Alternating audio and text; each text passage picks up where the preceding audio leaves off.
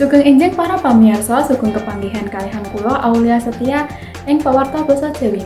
Dinten menika, Selasa tanggal 13/2025 saged panjenengan pirsani malih laporan-laporan ingkang akurat sampun sumadyo katur panjenengan.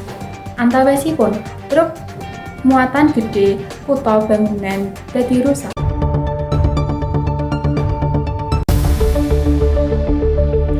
Kacilakan nglibataken truk trailer ingkang ngemot pirantos abot.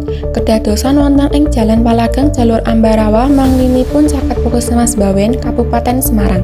Dinten Selasa, 13 Mei 2025, tabuh 10 dalu. Perangan wingking truk menika nabrak wewangunan kosong ngantos risak. Posisi truk melintang nutup setunggal margi tumuju dhateng Ambarawa. Ingkang jalari arus lalu lintas kalih arah dados macet lan merambat. Kapollantas Ambarawa Ibda Julius Dimas Aditya Pratama ngendharaken bilih piyambakipun nindakaken sistem buka tutup arus lalu lintas. Ugi boten wonten korban jiwa lan kendaraan sanes ingkang kalebet wonten kacilakan menika.